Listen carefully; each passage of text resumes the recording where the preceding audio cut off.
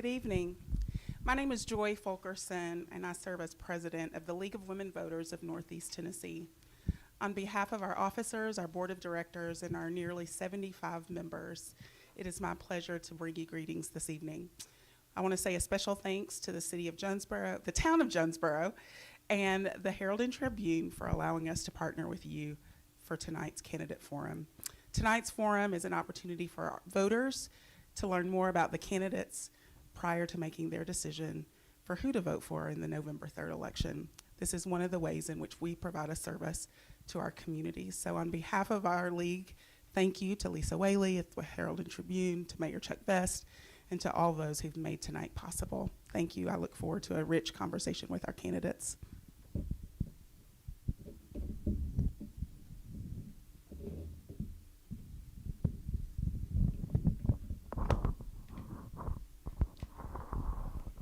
Hello, I'm Lisa Whaley, and I don't know if I can follow that up because Joy did that so smoothly.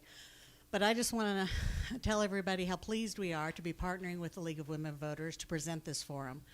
The Herald and Tribune has been providing local news for Jonesborough and Washington County for more than 150 years, since 1869.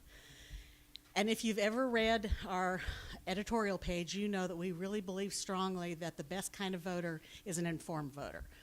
So tonight you are going to get a chance to listen to your 5 alderman candidates talk about what they believe for this town. I want you to pay close attention and then be ready to go out and vote.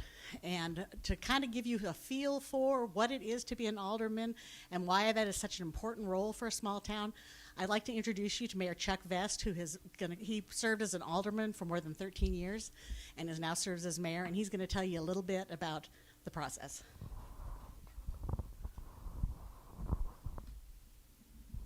Thank you, Lisa, and thank you, candidates.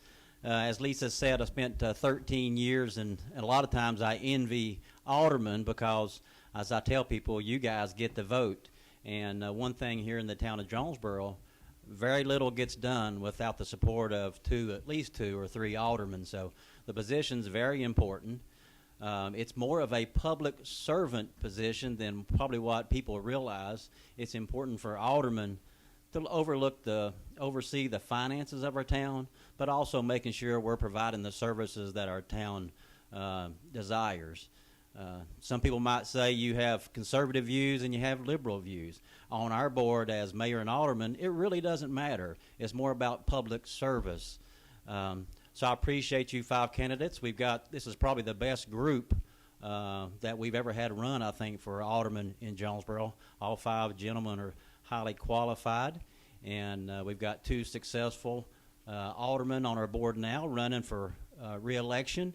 Terry and Adam have both been vice mayors. Adam's the vice mayor now, so that's one thing an alderman will be faced with as well at some point, being vice mayor of the town of Jonesborough. So it's exciting to have 5 people that could all handle those responsibilities and more.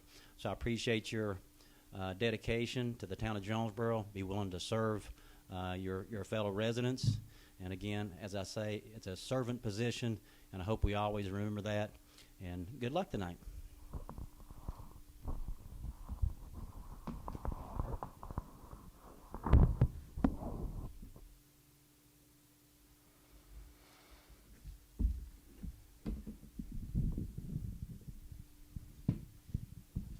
Good evening, candidates. Take my mask off so you can hear me. All right.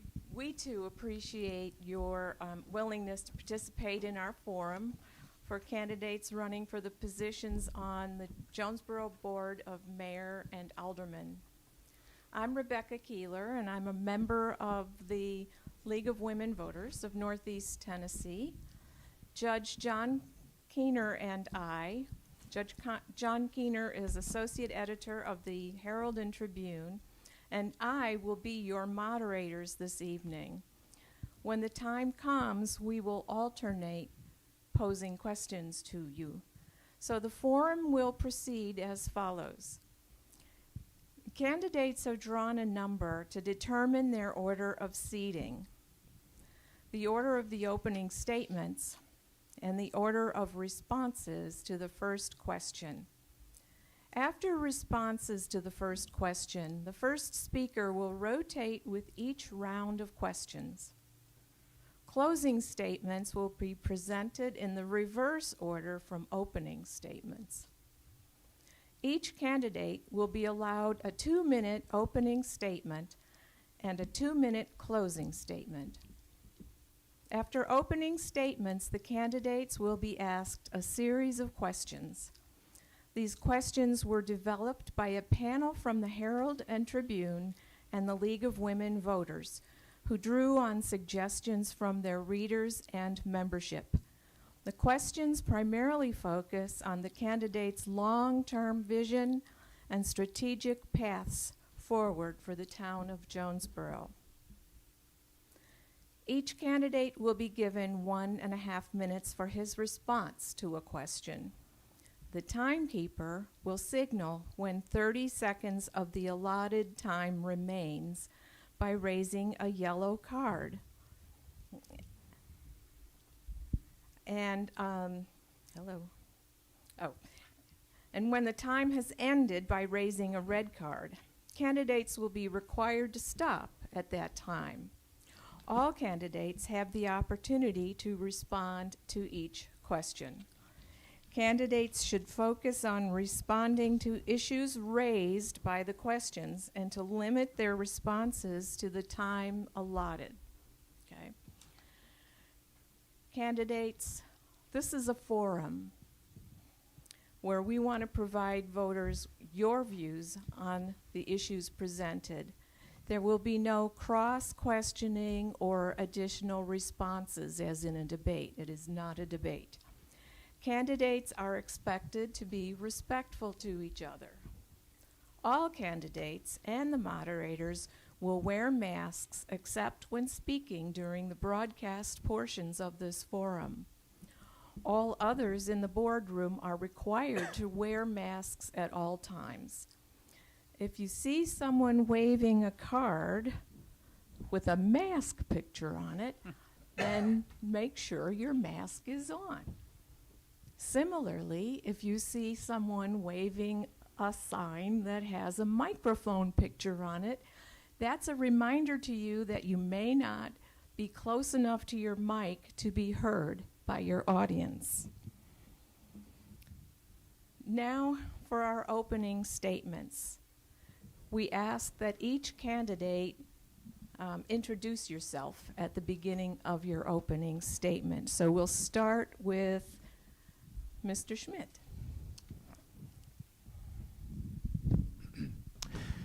Hello, my name is Lucas Schmidt. I'm going to give you some information about me. I was born in Johnson City and raised in Piney Flats, just down the road.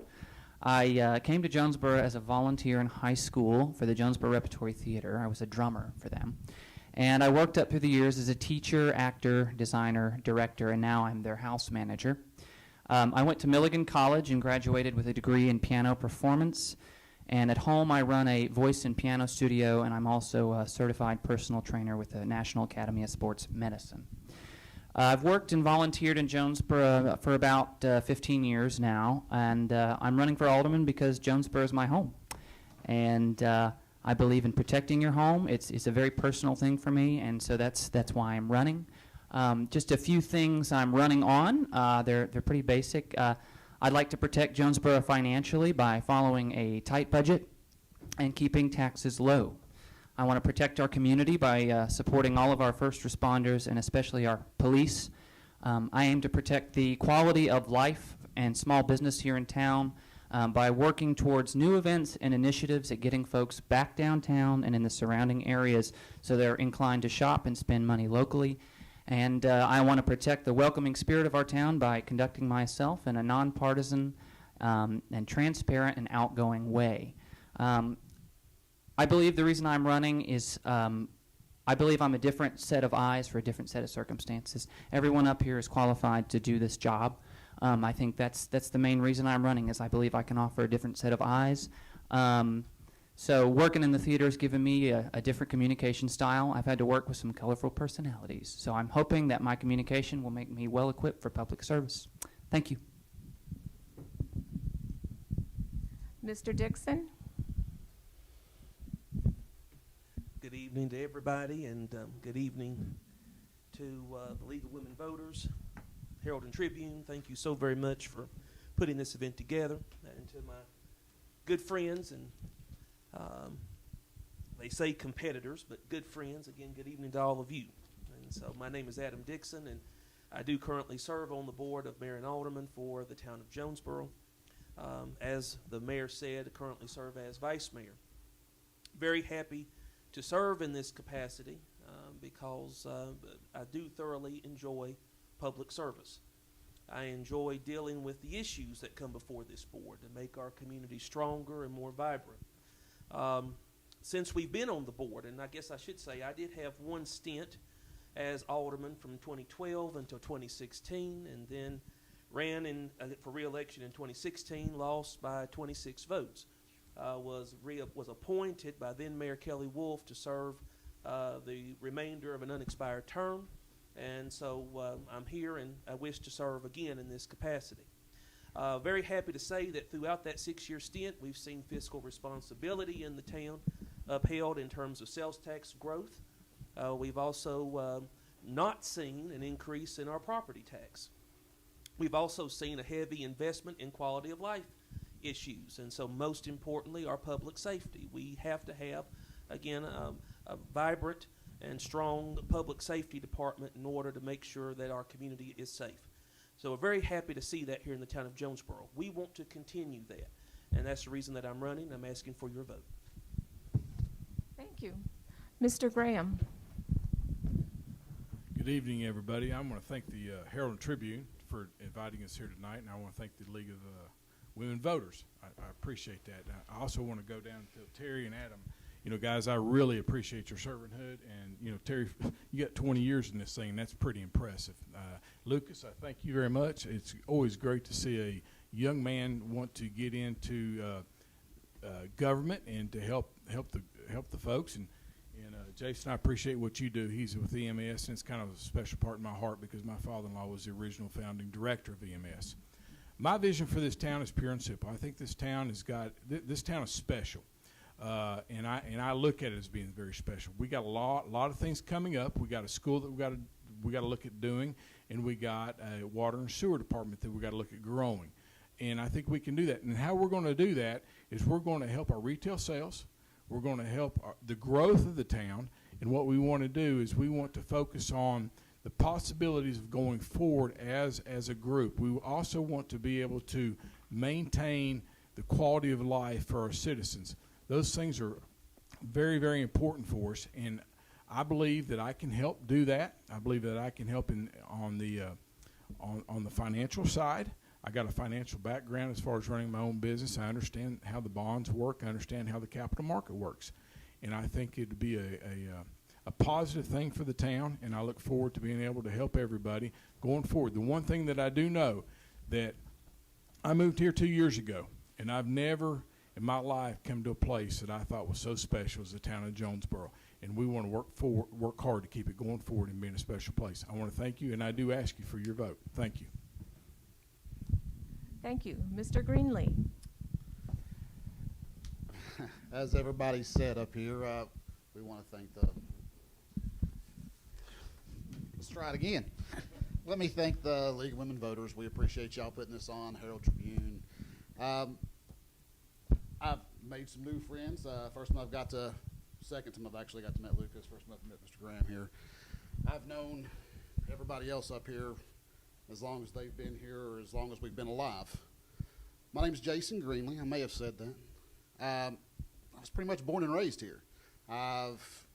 First steps were running down the middle of Main Street. My grandmother owned a business for over 50 years. My grandfather on the other side, they say the first water line that was laid, he was there doing it. So Jonesboro's always been the center of the universe for me. I had the opportunity to travel with my dad, been in the Air Force, lived in Madrid, Spain for a year. Cried every night because I wasn't in Jonesborough.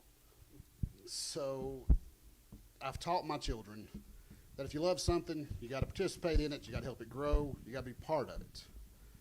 I can't really teach that to them unless I step up and run for alderman like I've said I've always wanted to do. So that's why I'm here. there's several things that I'm sure we'll get into here in a little bit, so I'm not going to use the full 2 minutes, and maybe not. She's messing with the cards. So, my name is Jason. 30 seconds. Vote for me. Thank you. Mr. Countermine. That good? Oh. Thank you, League of Women Voters and the Herald Tribune for having this event. My name is Terry Countermine, and I would like to continue to be your alderman. I was initially elected in year 2000, and I'm proud of the many, many things that we have accomplished since then. I've worked with 4 mayors and many aldermen and alderwomen. I wasn't going to run this time. However, when the COVID hit early this year, things changed. There is an uneasiness and worry in our community, as well there should be. I was asked by more than 50 people to consider running again. I am committed to service and to giving back to my community. My wife Sandy and I moved here in 1990, 30 years ago. This is home. I love it. So I agreed to run again. I bring experience and knowledge which offers stability and consistency to our town. I will represent all citizens regardless of what group they may be identified with. Everyone should have a voice. I'm a good listener and a consensus builder. As chairman of the computer science department at ETSU for 20 years, I learned to listen to opinions, often different than mine. Sometimes after listening, I changed my opinion. Leading 15 to 20 faculty members was difficult, but I learned that people, when they know they're being listened to, you can build consensus. I am accessible. When citizens contact me, I get back to them. That's important. Everyone deserves to be heard.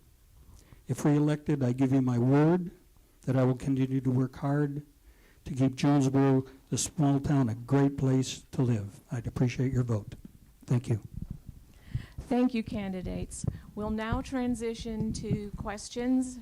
Remember, you have 1 minute, 30 seconds for a response to each question, and the first round will start with Mr. Schmidt, and Judge Keener will start.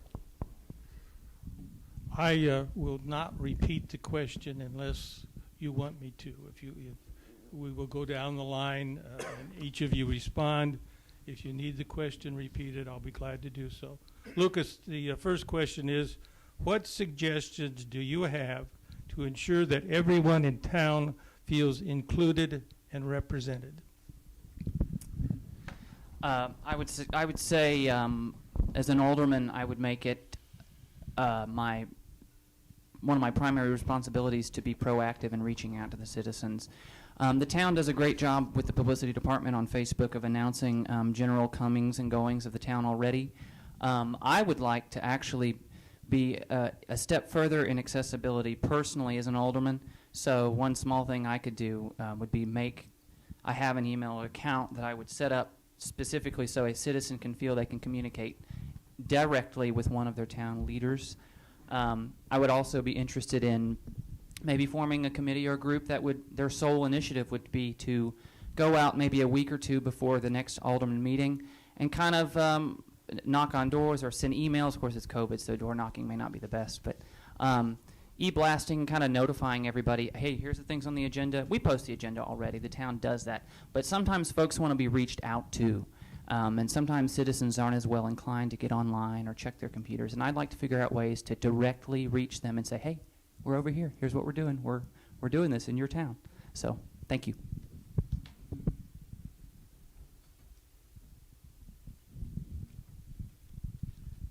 Judge, I believe that communication with citizens is very important to make people feel included. I do agree with the notion of outreach. COVID has restricted that a great deal, and so we're having to use a number of virtual means to try to communicate with folks. But I do believe in the notion of communication and being proactive in that communication. Providing contact information So we currently, on the town website, we have our email addresses, we have phone numbers. But hopefully when we get back to some degree of normalcy, there will be a number of different activities that number of activities to where we can engage with each other and interact with each other. And I would hope that people would feel comfortable participating in those activities, so that we can get to know each other, build bridges, and then again, people feel engaged.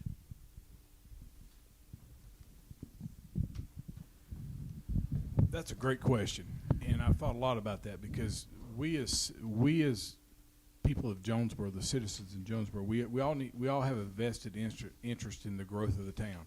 I would like to see us do a citizens forum about once a quarter, to where our retailers and our folks come together and we have a conversation about what we need to do to make our town better. And the bottom line is, if we communicate and we strive for the success of the town, we're going to get there. It's not a conversation about telling us what's wrong. It's a conversation about telling us what we can do to get ourselves better. There's a lot of things we can do down here to make ourselves grow and help ourselves be better. And the way we do that is by talking, communicating, and striving as a whole, being one. And when we're as one, we can grow as a group. We need to work real hard on getting our downtown retail sales growth, and we can do that as a group by having a forum. And I think we do that once a quarter, and we just go forward. Thank you. I actually like this question. My daughter. We want to talk about that. I like that question. My daughter asked me generally the same question. And she was helping me when we were doing campaigning. She was holding the papers, and she would introduce herself as, Ava, and this is my dad, and he's running. She loved it. But she asked, well, how do we talk to more people? And that was the perfect example. And what I told her was just being involved like you're doing now. You have to go say hello to somebody. If you don't know them and they're walking up the street, never been that big of a problem in Jonesborough. It takes you 30 minutes to walk a block because everybody wants to talk. But just walking up to people, you have to let them know who you are, who the other aldermen are. And let everybody know. Don't be afraid to come up. Hey, I got an issue with trash pickup, whatever it may be. Forums are great, emails, text, phone, and I love all those ideas. But if you're not looking into somebody's eyes and reading the expressions on their face to truly know what they want, what they need.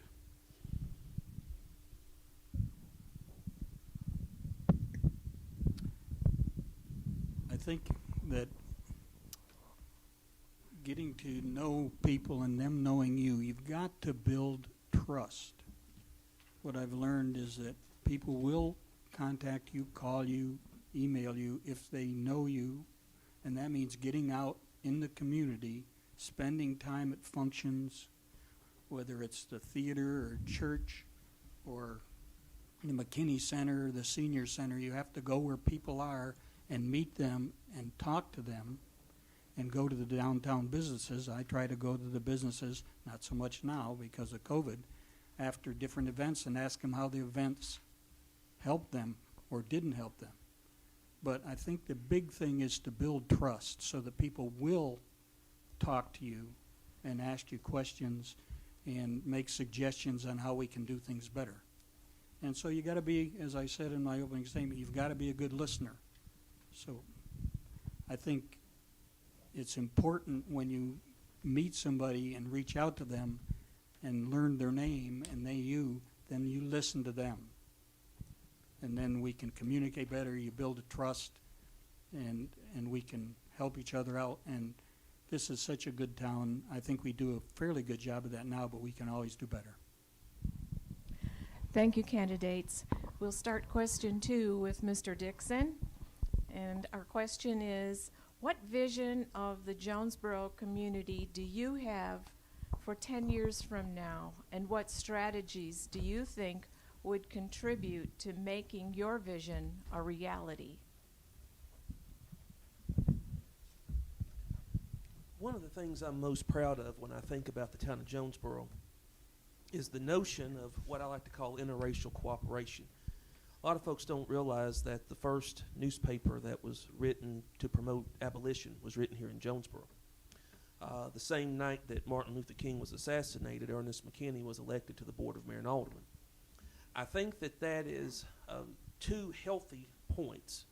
His son, Kevin McKinney, the first black mayor of the town of Jonesborough, and so for 52 years, an African American has sat on this board, not because of their color, but because this town realizes that interracial cooperation is a path forward. So 10-year vision for me is that we would continue to grow, Rebecca, in that space of building community. And I think that as we see continued residential growth, we continue to develop our arts as economic development strategy so that we can continue to, again, build that sense of community. And when you look at our spreadsheet, we're seeing the fruit, the financial fruit of arts as economic development strategy. So I think it could only grow. We could enhance it. Thank you. Mr. Graham? Thank you very much. My 10-year vision that I see for the town of Jonesborough is really pretty phenomenal. We are looking at putting a new school in. We're opening up some areas that we can have continued neighborhood growth. When we put the new school in and we look at expanding the sewer system, what it does is we're going to look at having some new neighborhoods come in to the area around the school, which enhances the neighborhoods that are existing, which will help the people that are there.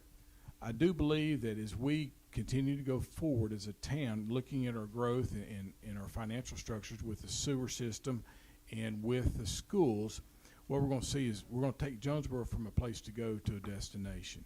That's very important. Right now, our downtown area is phenomenal. We want to grow our downtown area, and I see us doing that by expanding some of the I want to say like storytelling and downtown Jonesborough and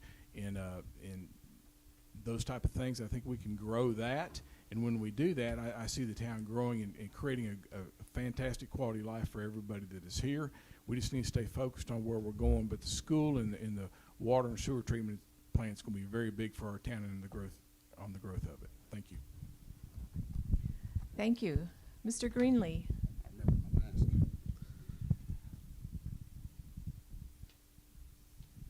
I talked to a couple people while I was campaigning about, I said 5-year plan. And everybody had a totally different thing.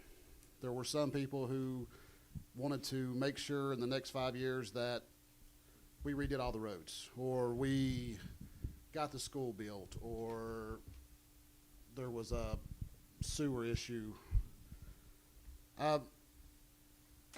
That's kind of the person I'm going to be on this board.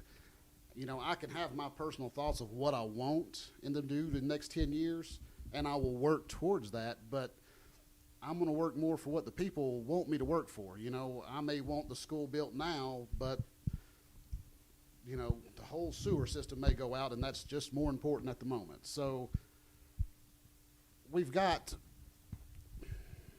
so much done already. They've done a wonderful job up to now. We just need to update a little bit of how we do stuff as far as technology. And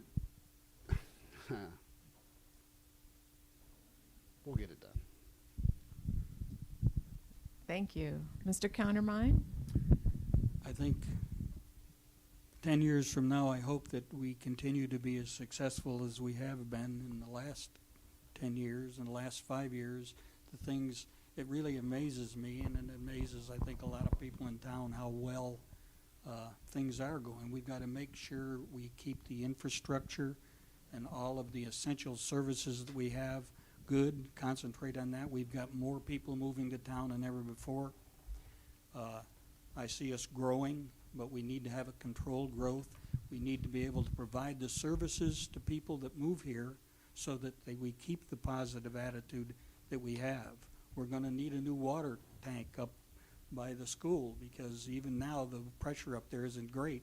And when we get the school up there and a lot more houses up there, we're going to need to pay attention to that. So let's see.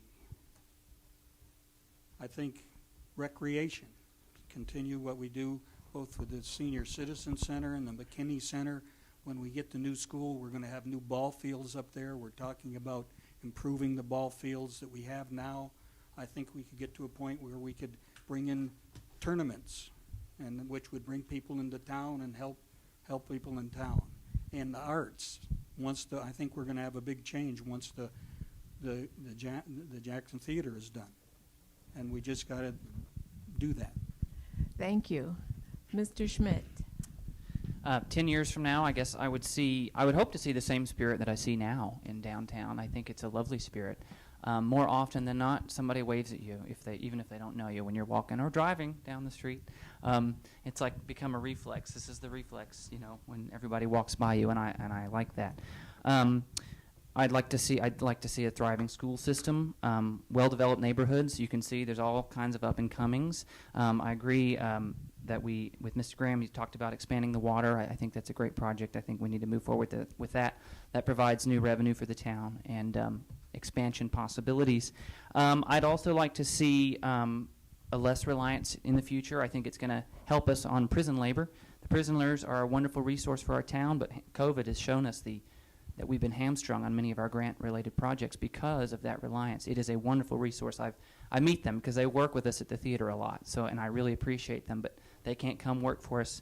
And I'd love to see that vision realized, especially with our small businesses downtown, by coming up with new events in addition to storytelling, Jonesborough Days, that draw people downtown from out of town to this area regularly.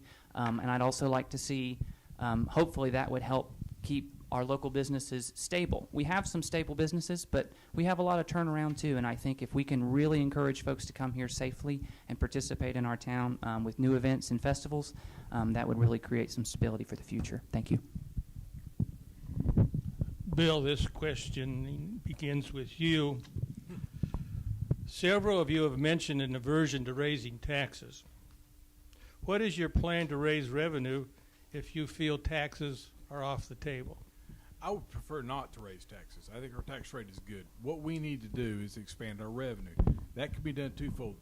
The general budget pulls from three areas. The general budget pulls from sales tax revenue, it pulls from property tax revenue, and it pulls from a combo revenue. Sales tax is 20%, property tax is 20%, and the combo revenue is the balance of that basically, which is 52%. What that comes from is from us bringing in sales to the town. So what we need to do is we need to work real hard about expanding our retail growth. We can do that by helping our downtown retailers. There's many different things we can do to help them. We can add some functions, add some things for downtown, some functions to go downtown. The key to Jonesboro's growth, the key to Jonesboro not raising its taxes is purefold. We need to increase our revenue. We increase our revenue by increasing our participation in the town as far as the retail side, as far as the gas side, the combo tax. Now, as these new subdivisions come about and we get these new subdivisions there, what's going to happen is the property tax is going to raise. As these new subdivisions come in, the value of the homes that are here is going to go up. So our revenue is going to come from our property tax, from our sales tax, and from the combo tax. The combo tax is very, very important. Thank you. Jason?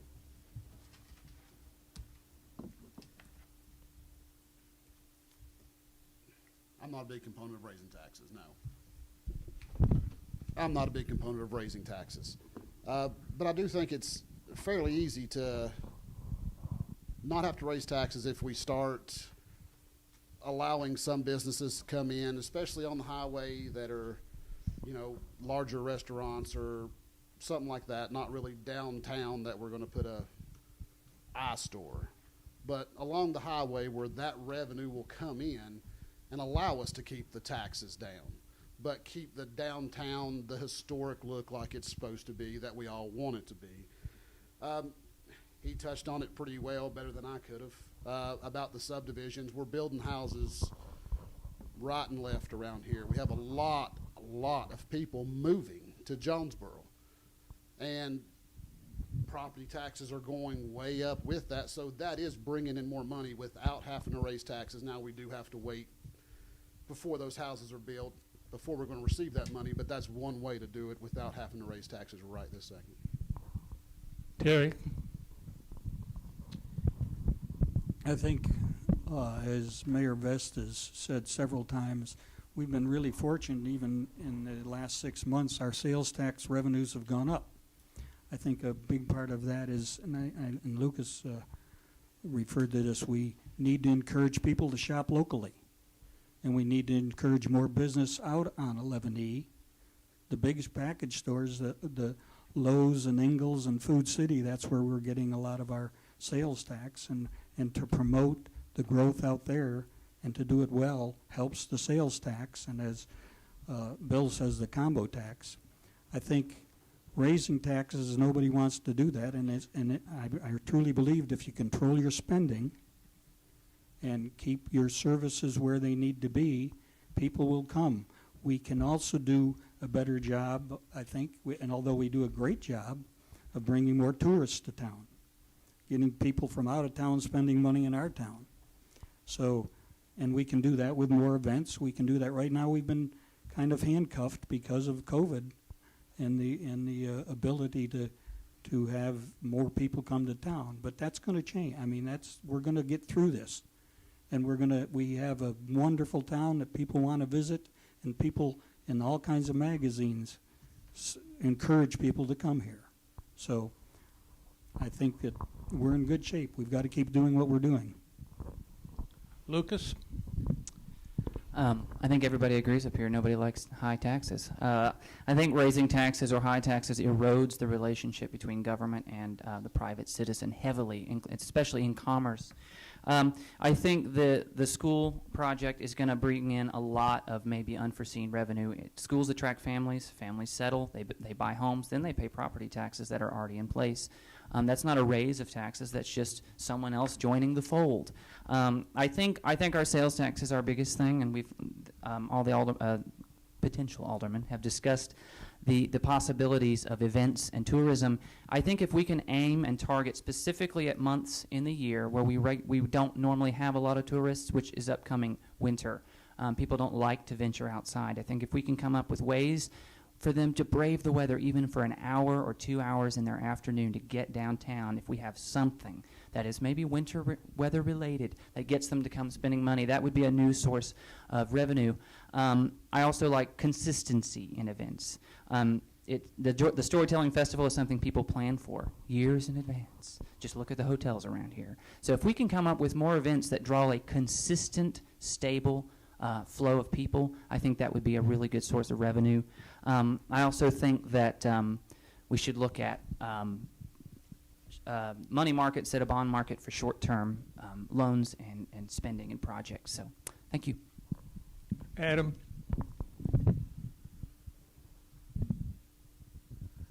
Judge, there's a few things that everybody has touched on. Of course, sales tax growth in the town has been outstanding. And even in the midst of a global pandemic, our town has been so blessed with our grocery stores, our pharmacies, and even our fast food outlets. We've seen outstanding sales tax growth, and that's been so good for our town at the end of the day. Citizens are invested in the local economy. That's been very refreshing to see. And when our businesses took a hit and took a pretty substantial hit as a result of COVID, I was very glad to vote. Alderman Countermine voted to create a small business fund so that we could provide grant dollars for local downtown businesses.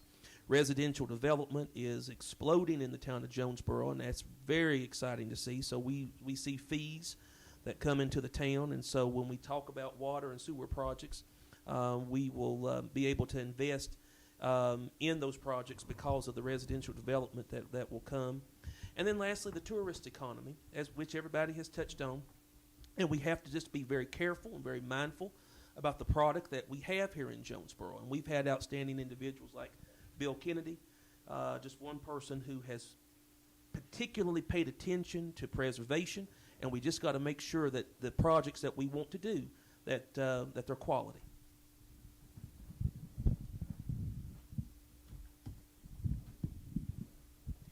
Thank you.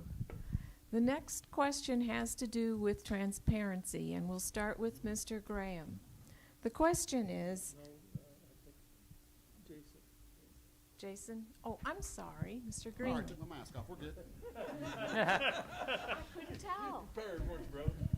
All right, so the question is, how important is government transparency, and what will you do to ensure transparency of the decisions and operations of the town of Jonesborough government? Transparency is the whole point. We do stuff now that we may take for granted. And this is by no means talking bad about the last board meeting. There was 11 items, I believe, that were just agreed to. And the top 11 items, which I'm sure were all talked about and were all perfectly fine. But if you were watching it and you didn't happen to have that agenda in front of you, you have no idea.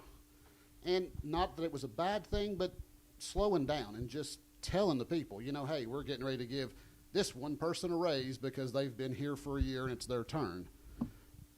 Doesn't really have a bearing on the grand scheme of things, but it allows everybody to know what those first 11, amendments were. So just being open. There shouldn't be at any time when a person out of Jonesborough walks up and goes, well, hey, I've got a question about this, that you shouldn't be able to just answer the question and not feel that you have to hide this from them because they're going to feel this way or that way. It's transparency. It's just tell them what they want to know, show them everything they need to see. Mr. Countermine? Obviously, transparency is important. I think a lot of the distrust we have from the national level all the way to this level is because at least the perception of transparency is, of not having transparency is there. I used to preach to my kids all the time, perception is somebody's truth. And so if there is a perception that we're not being transparent, then we need to change that. And we need to change that. We have sunshine laws. Sunshine laws means that anybody that's on the board of mayor and alderman are not allowed to discuss anything that's going to be at a board meeting outside of the board so that everybody can hear it. I think we all need to remember that and be aware of that.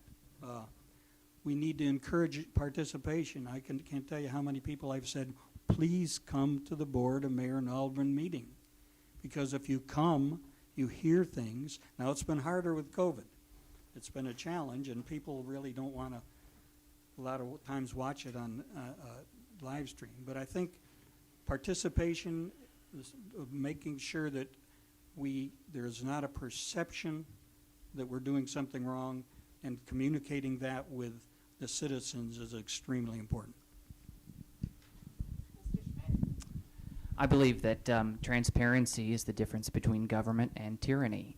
It's kind of the whole point of, participation in your government, be it just a simple vote, or engaging like we're engaging here today, or somewhere in between. So transparency is crucial. I think one of the things that Mr. Greenlee was actually alluding to was it's sometimes maybe difficult to understand, you can correct me if I'm wrong, kind of what just happened in a meeting. I think that's sort of, and I understand that. I will say Mayor Vest does a great job. He posts a nice summary of what happened in the meeting, and I have found those very constructive. And I'm wondering if maybe as an alderman group, a pre-approved layman's term summary of what was done or what will be done, aside from the minutes and aside from the agenda, a more layman's term version of what we just did, what we just said, because sometimes the legal language is kind of tricky. And so that might be something that could be done is a simple agreed upon statement that summarizes, in layman's terms, what we just did and what we just agreed to, that is published and made widely available in multiple formats for the public. So thank you. Thank you. Mr. Dixon.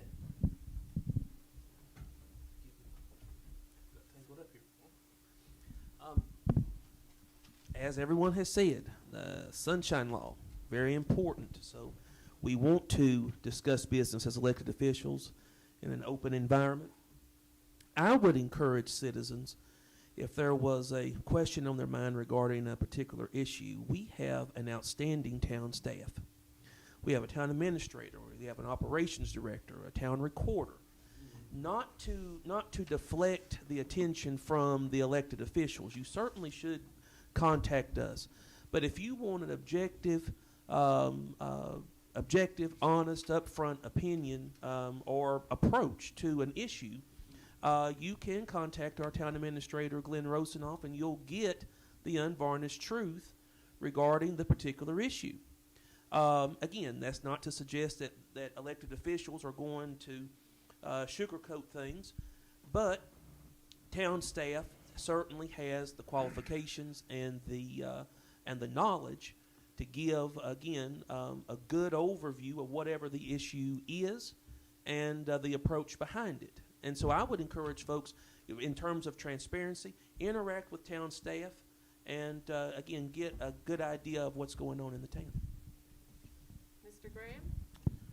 I'm going to ditto with what Adam said. Ever since I've been running for alderman, I've came to the town and I've talked to the town folks that work here, and they're fantastic. They'll tell you anything you want to know.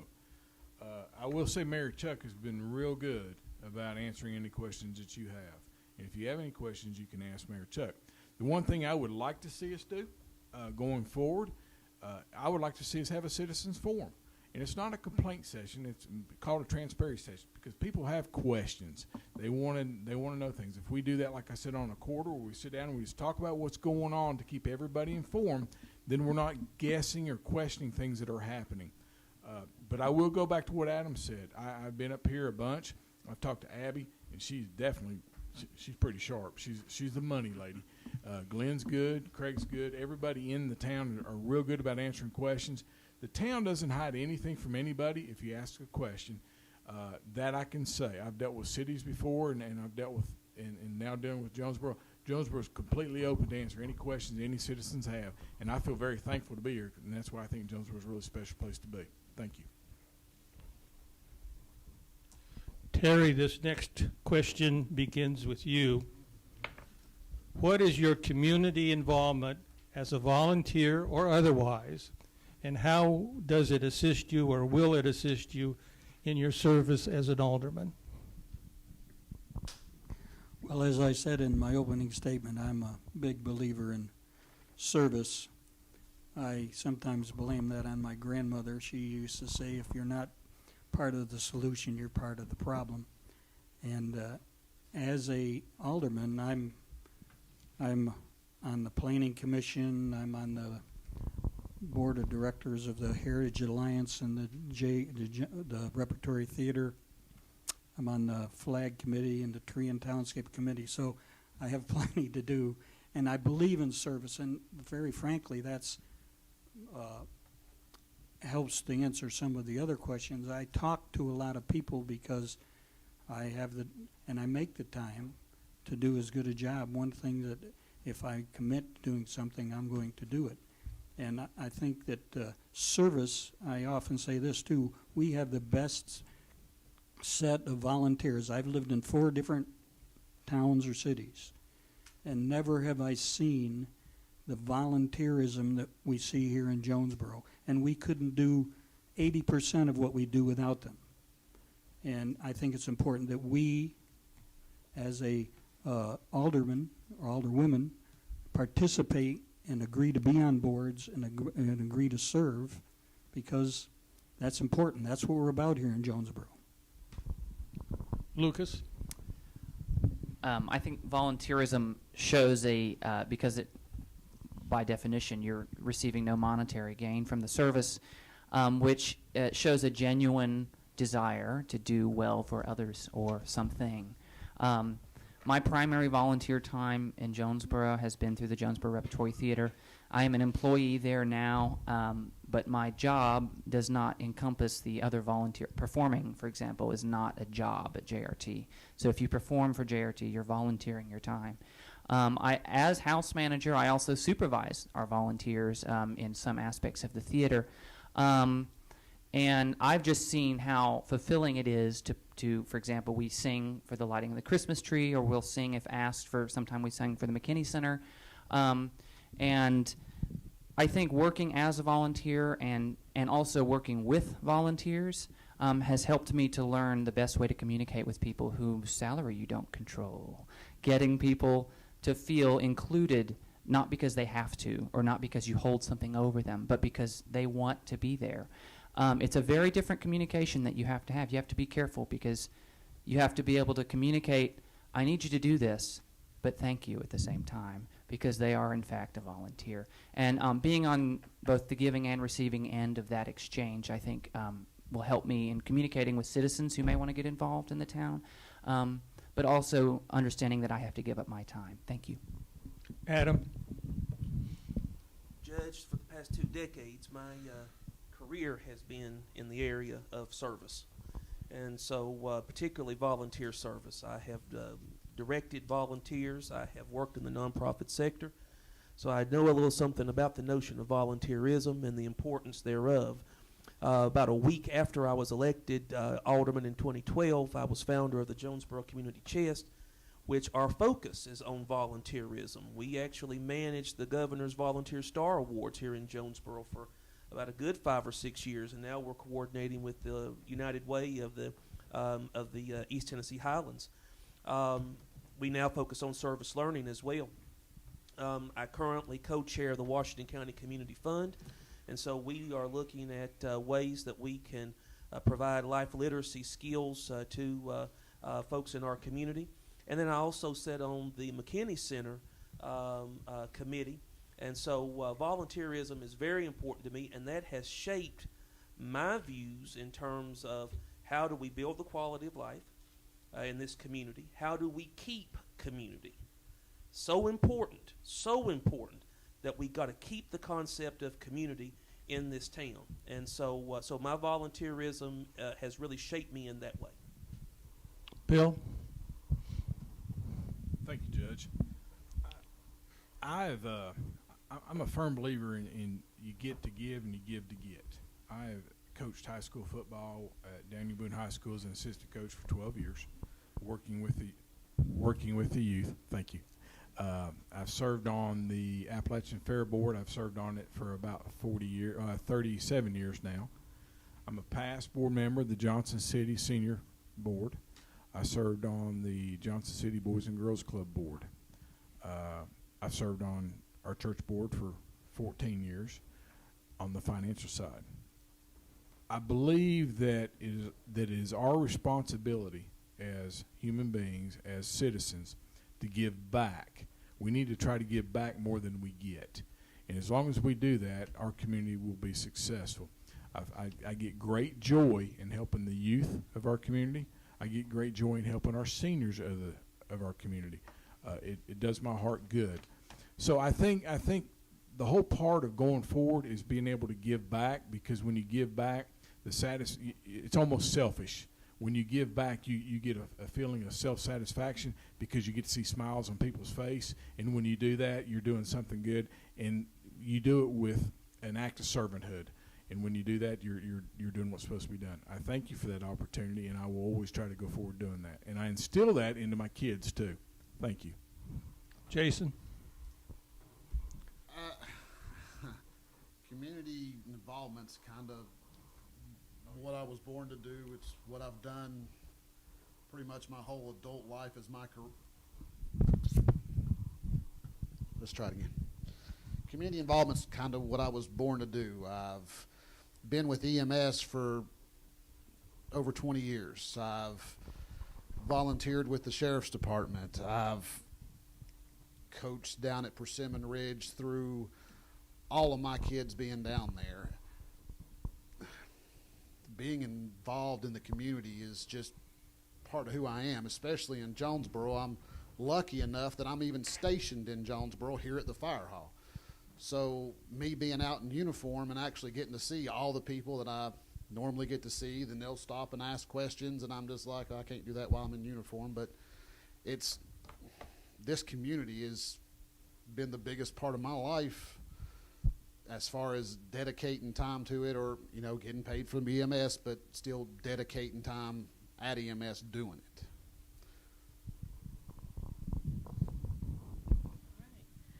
So our next round begins with Mr. Schmidt again. So this is a decision-making process question. And the question is, what types of information would you need to reach a sound decision on a proposal for addressing social concerns or a new initiative such as investing in new public infrastructure? So what kinds of information do you need?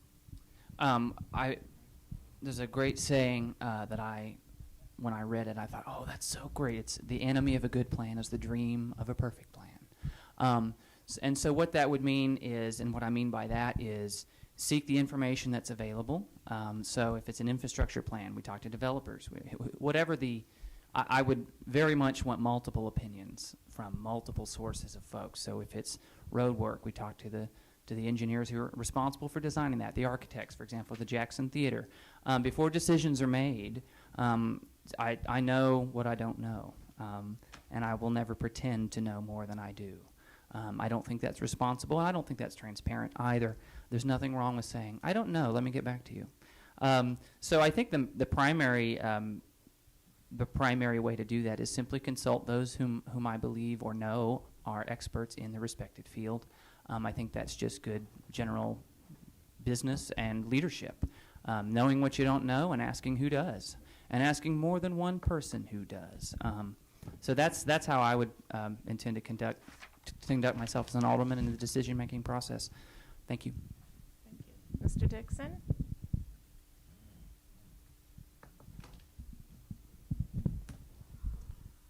Rebecca, I think a couple things, just based on the example that you gave, something related to public infrastructure. One of the first things that I would want to do, I would like to see the actual studies that if it was transportation related or if it is water sewer related. So there's probably some kind of written document that has been produced that explains that this is the problem, this is the situation, and this is the recommendation. So I'd like to see that first off. I'd like to see, again, what I'm calling the study. It may be from TDOT, could be from TDEC, it could be from the state, could be local, but I'd like to see the study.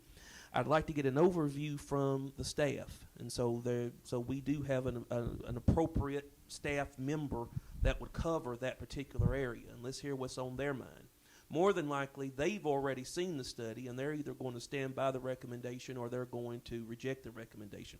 From there, then we need to know about the costs, and so we need to know what the finances are looking like, and so that's going to be a conversation with our town recorder. So those are just three things that I would want to know if we're going to talk about investments in public infrastructure, information that I need to make a fairly decent decision. Thank you. Mr. Graham? The one thing that I've learned through business, knowledge is golden. Never not ask a question. And then when you think about asking a question, ask two more. And when you come to the conclusion, always think about the worst case scenario, how it's going to affect the community, how it's going to affect your budget, and how you're going to get through it. Now, if we're talking infrastructure, what do we need, how are we going to implement, how are we going to finance it, and what's it going to cost the citizens? Because it's our responsibility as a mayor and alderman to take care of the county or the town's finances, and the town's safety, and the town's security, and make sure that we get for the town what it needs. So the way I look at things, whenever a project is brought to me, how are we going to handle it? What is the best case scenario? What is the worst case scenario?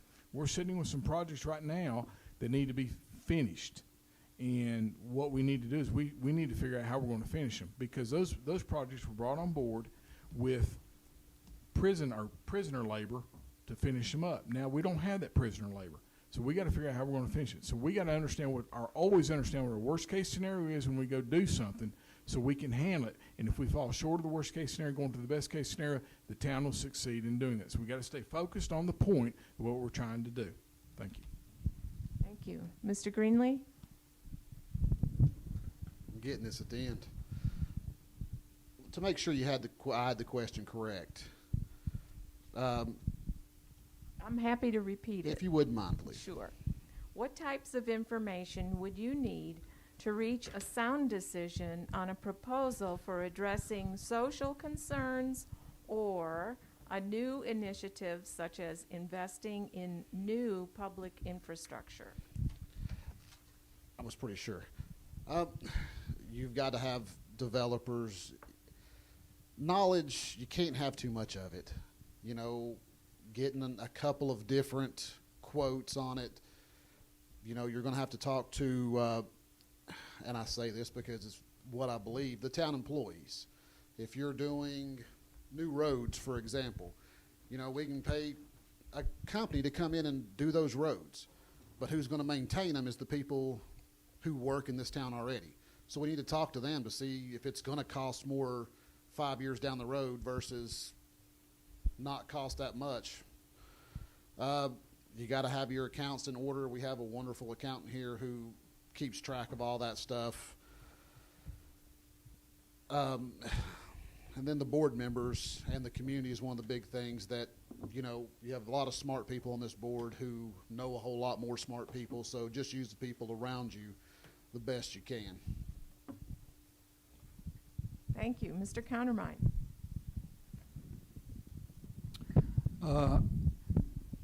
I think everyone here, in terms of the infrastructure, you would go to the experts in town and get costs and listen. And I would like to address a little bit of the first part, the social concerns, because I think that's probably a more sensitive issue that's harder to talk about. But I've learned in the last 4 or 5 months to talk about it, and I think it needs talking about, because none of us consider ourselves to be racist. But there are social concerns, and there's social concerns everywhere. I have a very good friend right here in Jonesborough who has a daughter who's a person of color, and she's had racial slurs said to her. So it's everywhere, and we need to address it. And the way we need to address it is to learn more about it. Education, education. That's what I've tried to do, is read and watch movies, documentaries, not fiction, and tried to learn what we can do. As a little example, one of the things that Jonesborough does very well is set an example for other places in this region.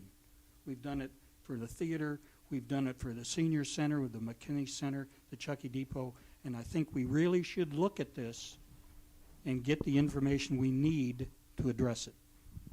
Thank you. Adam, this question is for you to start.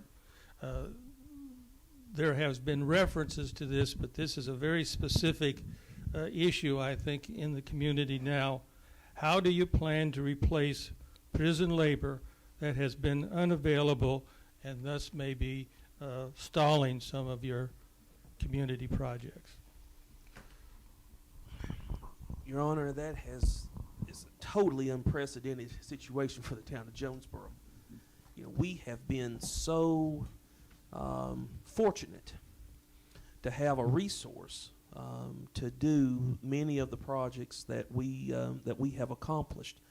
So now we're in a position to where I believe we're going to have to do a serious, I'll say moving forward, we'll do a serious review, maybe overview of projects, and we'll now have to incorporate these costs into projects.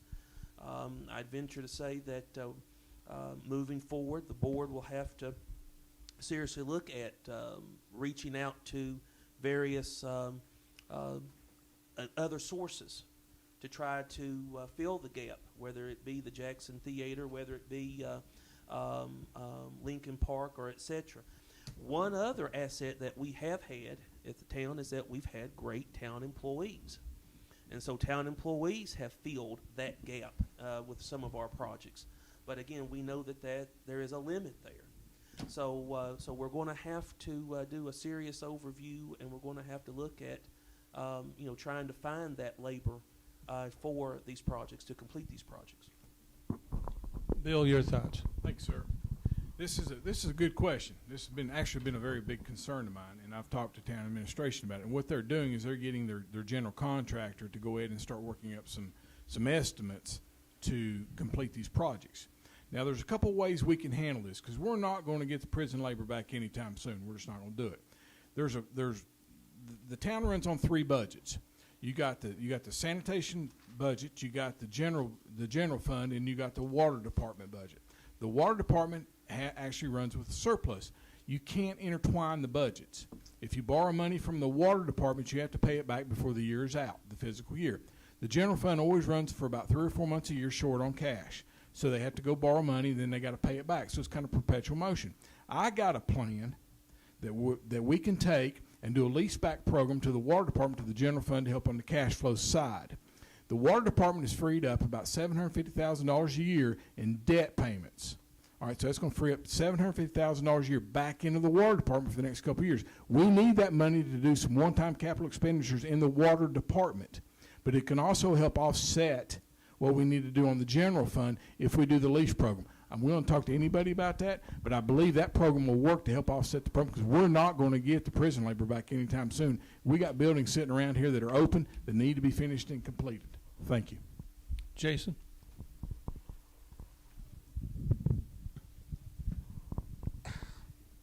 I talked to a couple of the guys down at recycling or at solid waste. Prison labor is what's down there. That's who does all the recycling for Jonesborough the majority of the time. And as it stands now, you're just not getting recycling picked up in Jonesborough. We don't have the personnel to pick it up. So to me,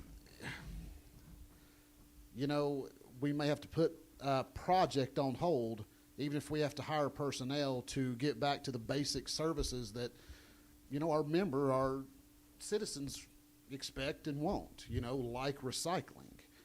You know, we can mess with the budgets here, we can mess with the budgets there, but if the inmates aren't going to come out for another 6 to 8 months, that's not going to be beneficial to wait and say, well, we'll get them in 6 months, so recycling will start in 6 months, and we're going to go ahead and spend $150,000 on a park.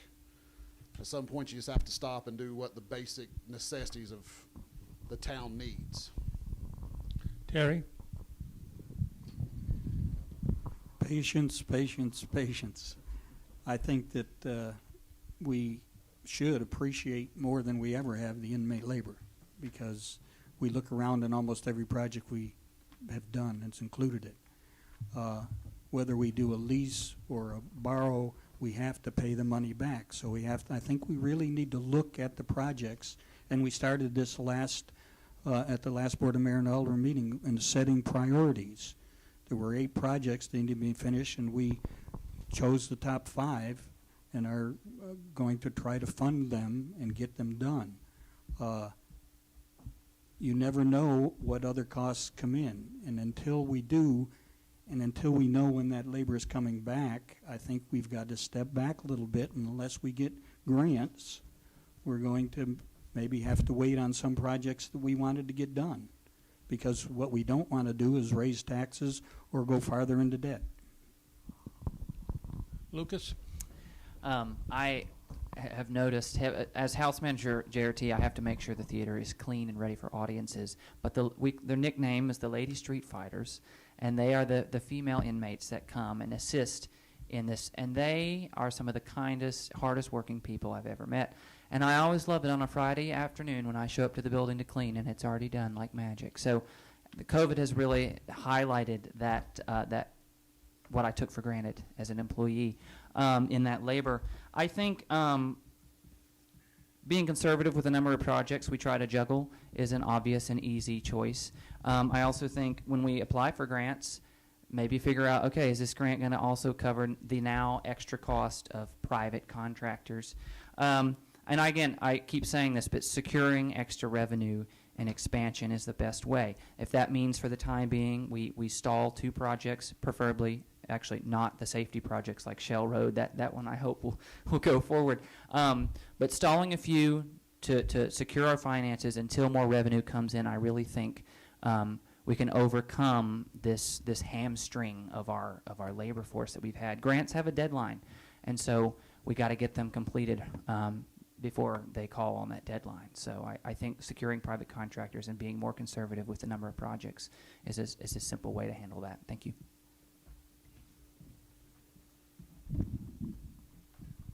Now, Mr. Graham? Yes, ma'am. All right. And the crowd goes wild. All right, so the question is, this is a shorter one from me.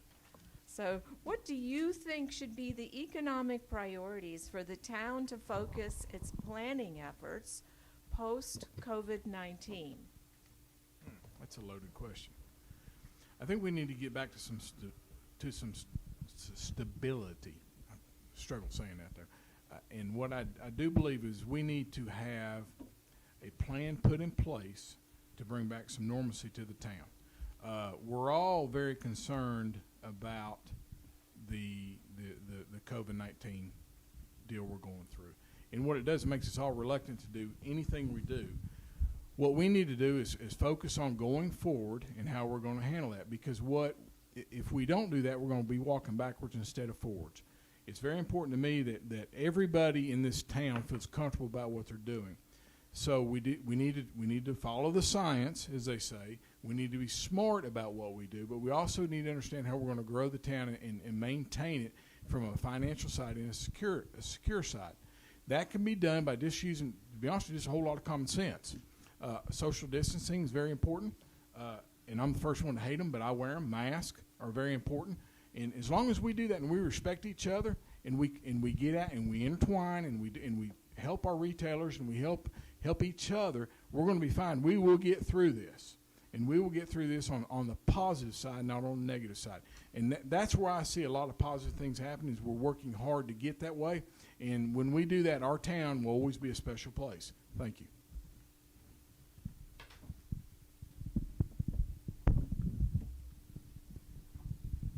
You said after the COVID, correct? Yes. After COVID, I think it's going to be a learning process. I think a lot of people have been trapped inside so long they're not real sure how to get back out and approach the general public, whether it be out of fear of maybe still catching it or whatever, even after vaccines or whatever it may be.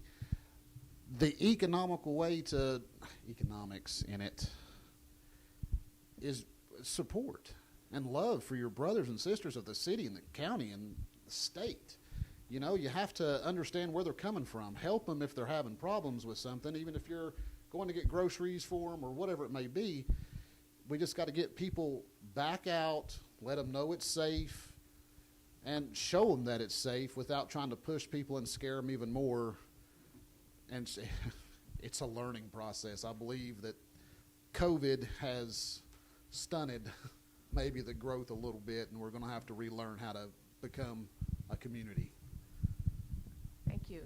Would you like the question repeated? Please. All right. So what do you think should be the economic priorities for the town to focus its planning efforts for post-COVID-19?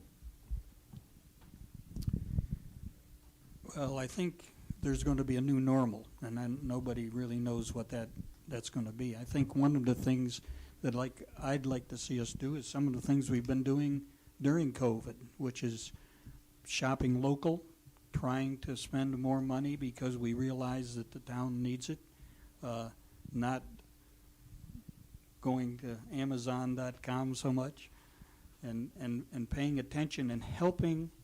If we need to do another help after COVID to get businesses back on track, then I think we should do that. And I think that our town and our board of mayor and aldermen feels that. We contributed to the fund that we now have used to help the ones that are struggling now. I think that, again, attracting businesses as part of our growth and good businesses that are good for the town is the way to improve the economics of our town. And I think that the town, JAMS does a great job, the Merchants Association. They work together, and they need to work even more together and come up with ways to bring people to town to shop in their stores. Thank you. Thank you.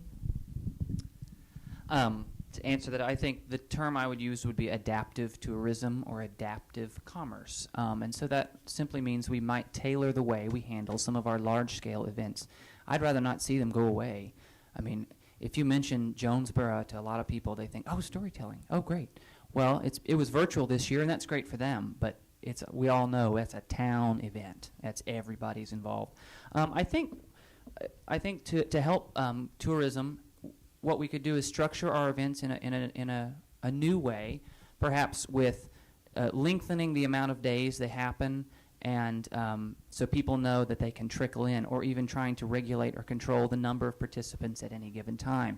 We have a couple examples of that downtown where you buy a ticket for the chocolate festival. You kind of buy your card and you go around to all the different locations. I think we could adapt that to a lot of our other events. If we have to spread them out over time, people are going to feel safer that it's not going to be a mad rush on downtown or the surrounding areas, and might feel more inclined to come out and visit. I think our new normal is only what we normalize. And I think if we can normalize, hey, it's safe to come here, and here is why. Here are the steps we have taken. Please sign up for a time to come to this event. We'll be running it from this time to that time. Clear communication, and maybe some new simple regulations that make people feel safe to come downtown. Thank you. Thank you. Mr. Dixon. Rebecca, the town of Jonesborough is a member of the Northeast Tennessee Regional Economic Partnership. And so moving forward, I would say post-COVID, we need to really get a firm mindset on what regional cooperation is. And just a few examples of that. We have an industrial park down here in Telford. Jonesborough Water and Sewer supports that industrial park. And as we see this economy pick back up, we're going to see development in that park, and Jonesborough is a key factor of the success of that park. Arts is economic development. We know that most of the hotels are in Johnson City, the restaurants are in Johnson City, but we have a quality product in events like storytelling and many of the staycation events that we have through JAMSA. And so I think that we need to think about that, building those activities as we move forward. Lastly, quality town services. Very important that we maintain. And we have a beautiful Persimmon Ridge Park. We have an arboretum. We have walking trails. And NetRep is very focused on outdoor development. So in a post-COVID society, we ought to think about how do we build these amenities, particularly in outdoor development. So I just think those are a few ways that we could move forward in a post-COVID society. Gentlemen, I've been impressed by your following the rules. I've been impressed by your answers, and now is the time for your 2-minute closing statements. Terry, we will begin you with your comments. Well, first of all, I'd like to thank you all again for giving us all a chance, and I want to thank everyone up here. I've been very impressed with the answers, and I know that everyone up here loves Jonesborough and will do their best. I would appreciate what I would love to continue to serve if that's the way the citizens decide to go. I want to say that I'm very proud of the staff that we have in Jonesborough. I think that it's as good as anybody around here, and I think that that's also a product of good leadership. You have to make sure that you're paying your employees enough money, and our board has done that. Our town is recognized around. I'd like to give some kudos just within the last year. This fall, in Update Living magazine, they did a 7-page spread on Jonesborough as a good tourist destination. In Southern Lady magazine, they noticed us as a small town gem, a very charming town. Charlotte magazine said we were a top mountain escape. Southern Travel said we were one of the most charming towns. They specifically noted our historic and artistic charm. And I say that to say that I think we have done a good job, and we will continue to do a good job, because whoever is up here loves Jonesborough and will continue to do what we think is best. And I hope that my experience will give you the urge to vote for me. Thank you.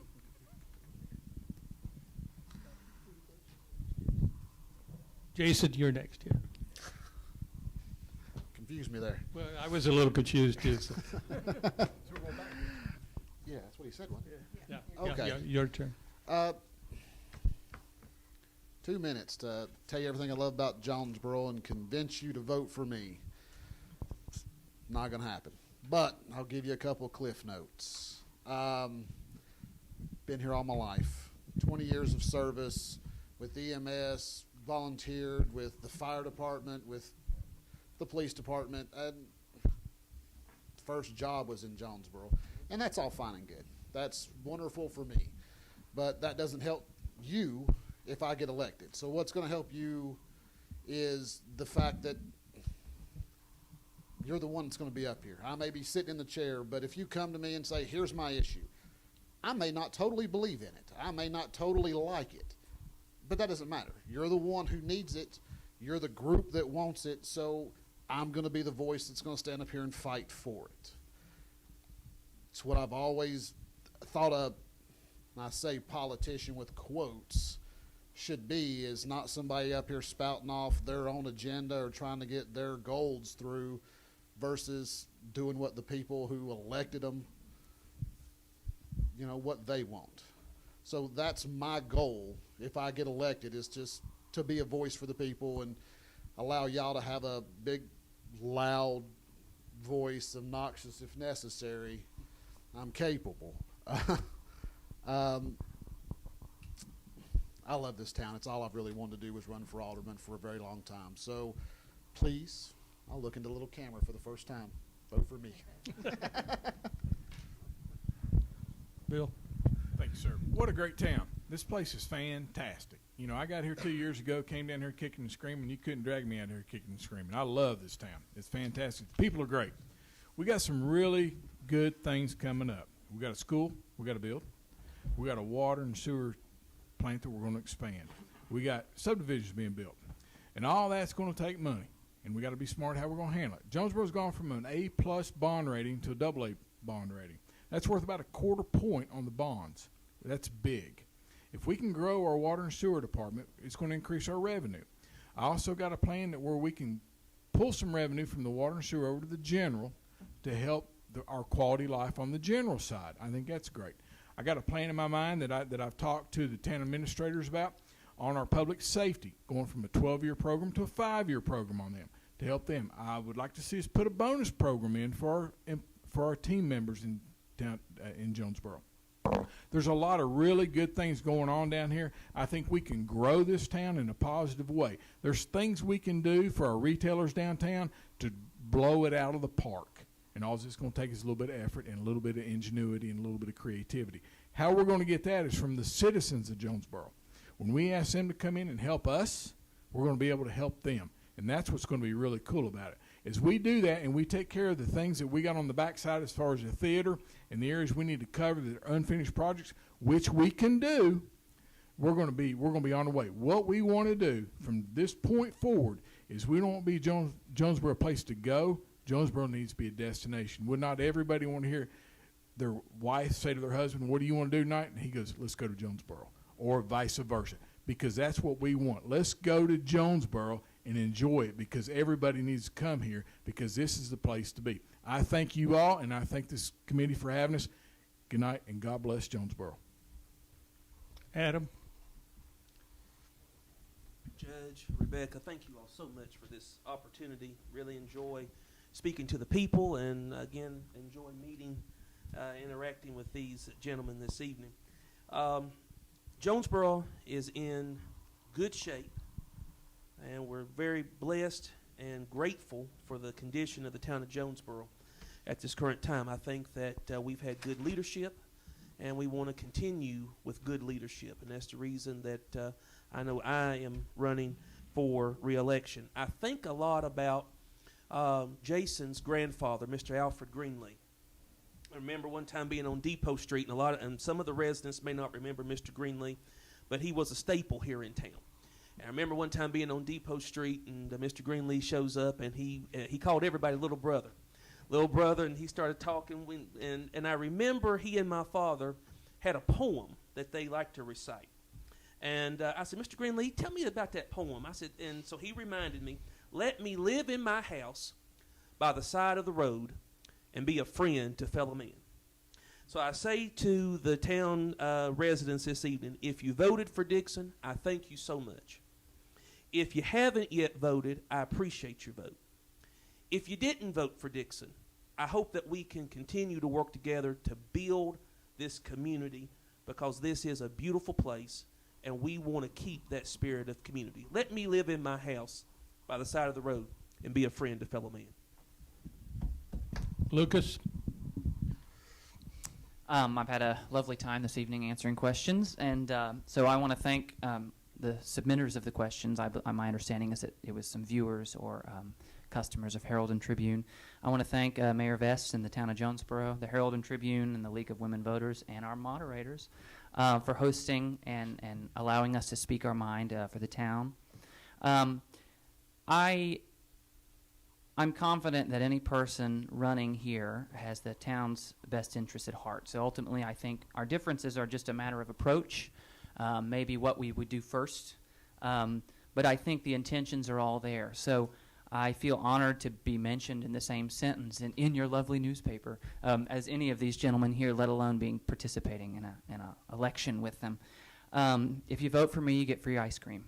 I'm just kidding. No, you don't. I'm not promising that. That's not happening.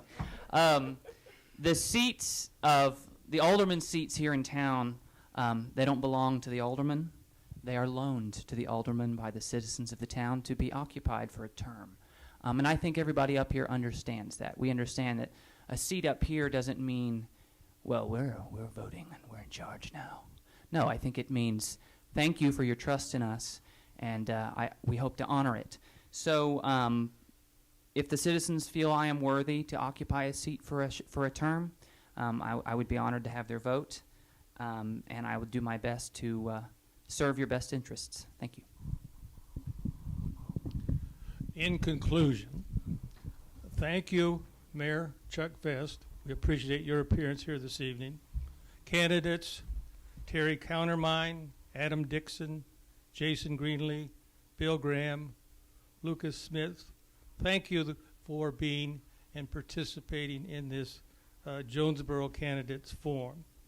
Best of luck to each of you on Tuesday, November 3rd at the election. Thanks to the sponsors of tonight's forum, the League of Women Voters of Northeast Tennessee and the Jonesborough Herald and Tribune. Those of you who are listening this evening, there are early voting locations in 3 areas of the county, in Jonesborough, Gray, and Johnson City, and that early voting will continue through Thursday, October the 29th. The last day to request an absentee ballot is October 27th. Thanks to all of you who watched this evening's forum. Tell those who did not tune in this evening that if they get on Facebook, on the Herald and Tribune Facebook page, they can see a replay of this excellent discussion from the people who will help lead your town during the next few years. Thanks to you again who watched this evening's forum. Remember, there are 2 seats to fill for Jonesborough Alderman in this 2020 election. Again, thank you all.